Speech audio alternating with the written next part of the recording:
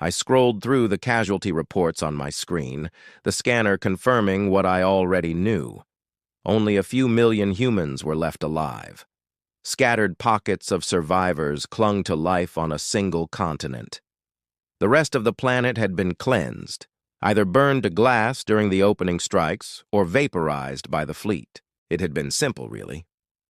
We targeted the hardest points first: military bases, airfields, anything capable of firing back.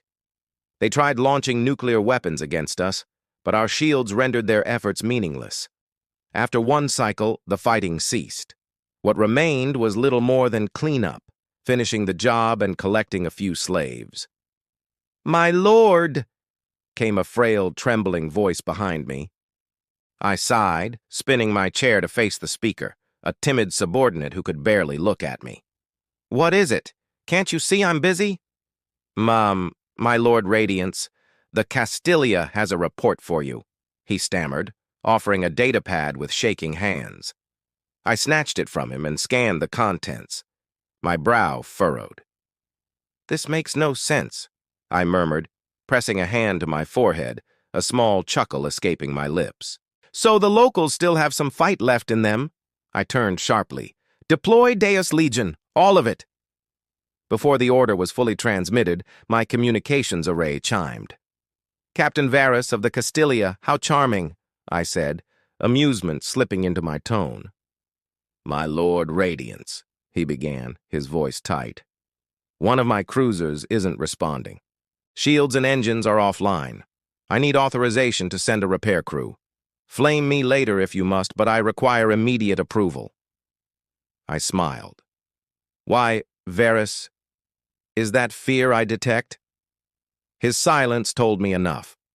I was already looking forward to punishing his insolence later. Then the comm array flickered again. 2 more captains this time.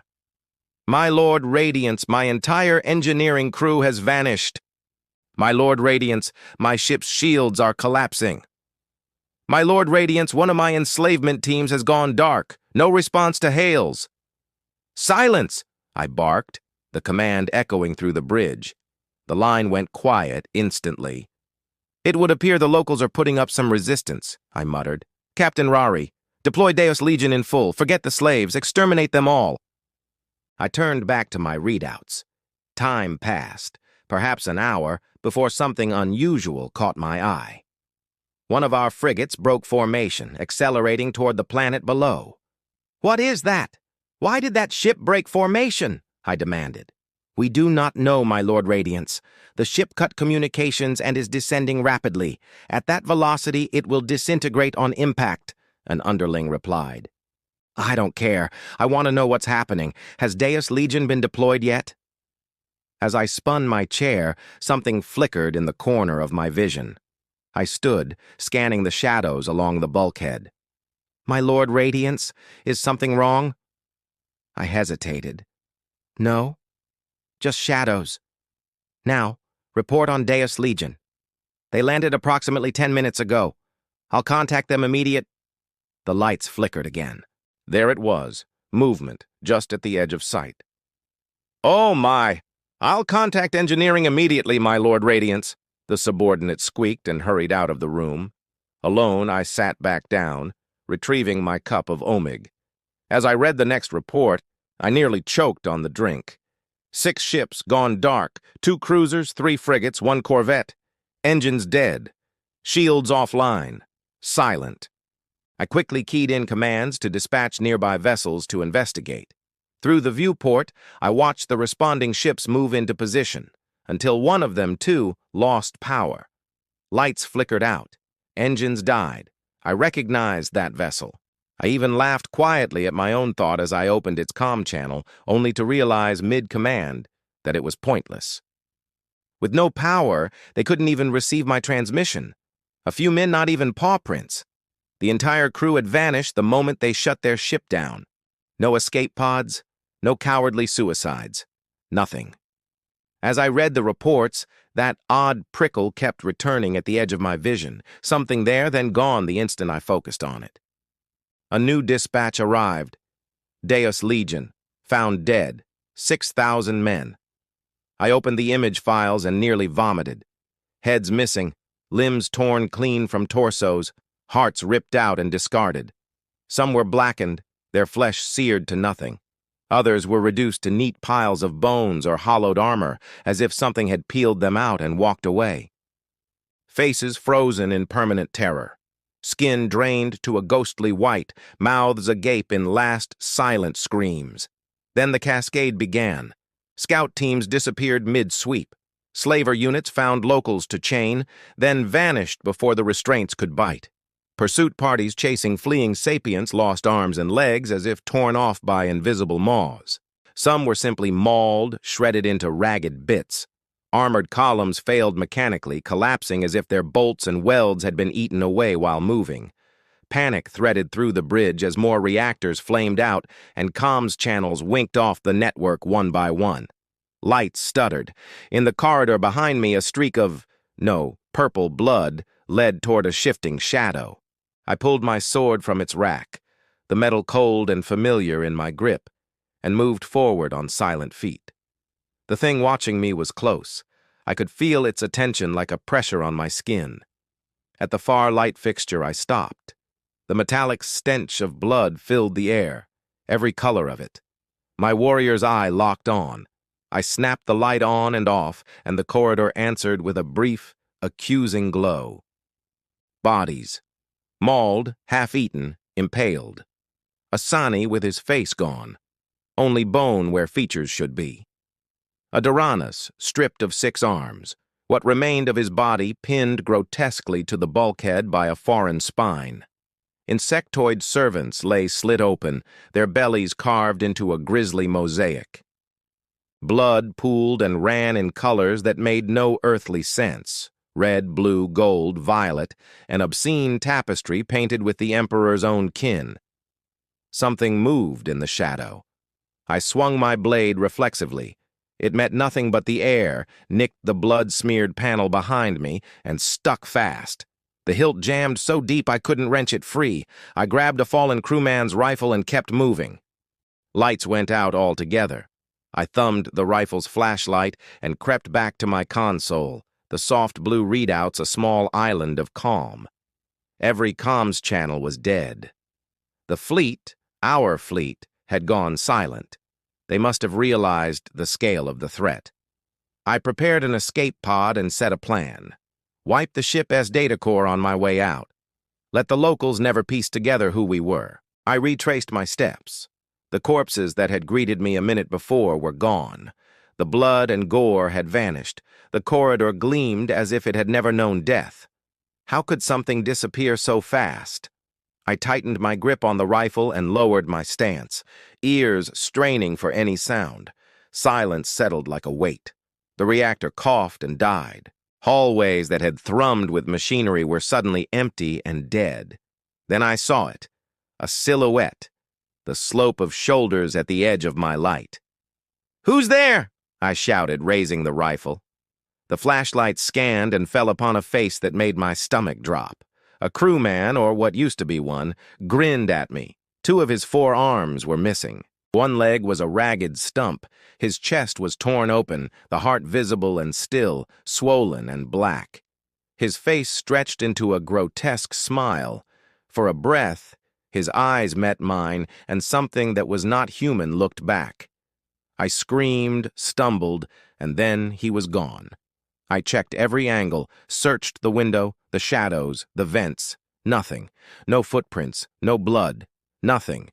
Adrenaline shoved me toward the data core room. If I couldn't save them, I would at least erase our traces and get off this ghost ship alive. Utes later, the investigation report came through. Every crew member was gone. No bodies, no blood, no trace of anything at all. The door slid open, and I froze. My eyes darted across the shadows crawling in my periphery. And then I saw it. Bones. Dozens of them. The skeletal remains of the entire computation crew, stripped clean of flesh, hung from the walls like grotesque ornaments. Symbols were etched into the floor and ceiling, painted in what could only be their blood. And in the center of the room stood a hideous effigy, an idol of bone and skulls, twisted into some obscene mockery of divinity. The sight hit me like a blade to the gut. I collapsed to my knees and vomited violently, bile splattering against the steel corridor. When my stomach finally emptied, I staggered inside, gagging as I stepped over ribs and femurs. I reached the data core, hands shaking as I tried to override the system, to force a purge and overload anything. But the console was dead. Not even emergency power responded. The ship's batteries had been drained, consumed. I turned to flee, and a skeleton dropped from the wall, slamming into me. I screamed, flinging it off, and ran. It struck the viewport as it fell, shattering the glass with a hollow crack. My lungs burned. My heartbeat thundered in my ears. I didn't care. I wasn't staying another second. The closer I got to the escape pods, the louder the ship became. Whispers, screams, guttural roars, all around me, echoing through the halls. "Get away from me!" I shouted, firing wildly into the shadows. Bullets ricocheted uselessly off bulkheads, but the noises only grew louder. The escape pod bay loomed ahead. By some miracle, one pod still had power. I hurled my rifle inside and slammed the activation panel. The door began to close, then something wrapped around my ankle and yanked me back. I hit the deck hard. A tendril, no, a hand, dragged me upward and pinned me against the wall. I kicked and thrashed, but it was useless. Then the starlight shifted and I saw what held me. It was one of my own, a crewman, a fellow Karasi. But its flesh was melted, warped, a patchwork of bone and cartilage held together by something darker than sinew. Its eyes glowed red, impossibly bright, and when it spoke, the sound clawed through my mind.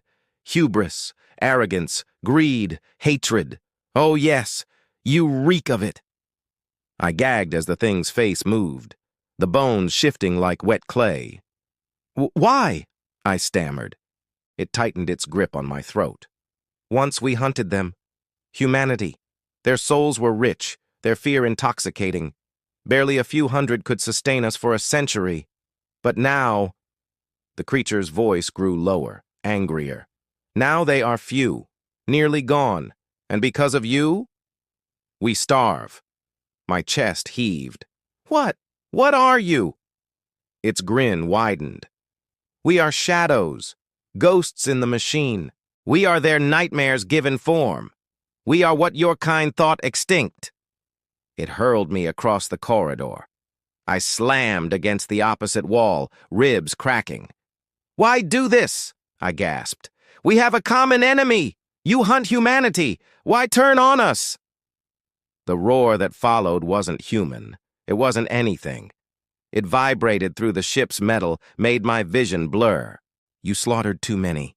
There are not enough left to feed upon. Now we hunt you. The hunter becomes the hunted." I tried to crawl toward the pod, voice trembling. "Please, stop." The creature leaned closer, its teeth, or what passed for them, grinding into a smile. "Evil tastes better than good," it whispered. "There is no delicacy in virtue, but fear is divine. And cowardice—" Its tongue dragged across the air. "Cowardice is exquisite." It seized me by the neck again and slammed me into the escape pod's hatch. "You will make a fine hunt until humanity spreads again. Then we will feast once more." It pressed a taloned finger to the launch panel. "Your gods will not save you." With a cruel laugh, it hit the button. The pod ejected, and I was thrown into the void. As the stasis field engaged, freezing my body for the long drift home, I looked back at the ship. Just once. Every window glowed with eyes. Hundreds of them, in every color imaginable. Faces pressed against the glass. Faces I knew, crewmen, slaves, soldiers, friends. They watched me drift away. And as the stars dimmed and the cold took me, one final thought echoed in my mind. What have I done? We unleashed them. We fed them. And now they hunt us.